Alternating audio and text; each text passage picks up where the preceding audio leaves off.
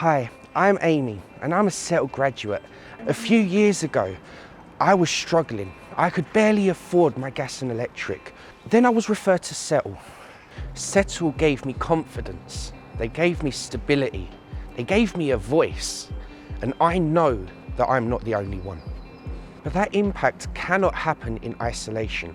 Settle can only do the work that they do with strong partnerships with local authorities and organisations. People who are committed to helping young people before they reach a crisis point. What changes have you seen in young people since working with Settle? I just see their confidence growing and they're just becoming more and more independent. Yeah. It starts off like, we've got this to do. And I just noticed that those panics reduce because someone's there on the ground helping them with it. What I really see as well is like a reduced reliance on our service, because what we want is for young people to know that they can come to us for help, but to not feel like they need us as much, because we want them not relying on services that they're going to start aging out of soon. Yeah. Why should local authorities or organisations partner with Settle? They're really regular, they're friendly. We found it's really preventative with sorting out early issues. Everyone's so desperate to get their own place, and then it can be so lonely when they get there.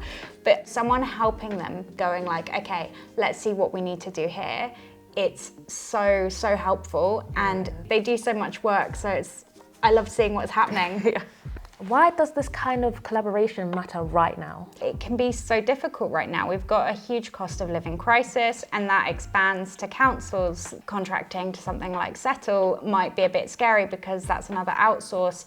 The amount that it helps reduce homelessness and less reliant on statutory services, I think is only helpful in the long run to young people, to the local community and to the local authority. I think it's just an amazing service that really is helpful, it's cost preventative.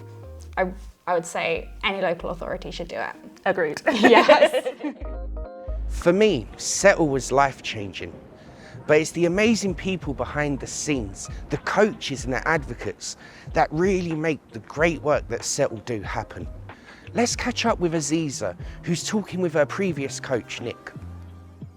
Why is the focus on prevention, not just a crisis response, so important? Because it should never get to crisis. Care experienced young people are 9 times more likely to experience homelessness than their peers. And that's just such a preventable thing. They're transitioning to a whole new stage in their life.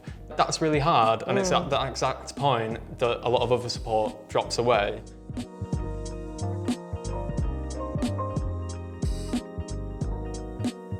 What makes Settle's approach different from other support services? So it's definitely our kind of one-to-one coaching model. Settle coaches are able to be that person that's consistent. And it's giving back that autonomy, isn't it? When it was me and you were like, okay, Aziza, what do you want? I was like, oh.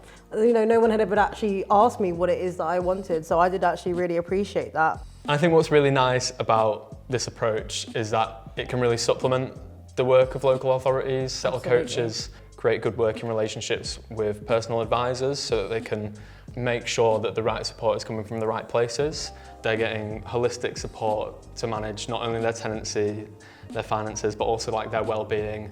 And I think that's something that all local authorities should be striving for their young people. Absolutely. 98% of young people who completed the Settle programme in 2025 said they had better life skills to avoid eviction. 96% said they felt more confident in managing their tenancy. Settle isn't just about one person. It's a team, a community, it's a family. And by working with Settle, you can make a huge difference to young people in your borough too.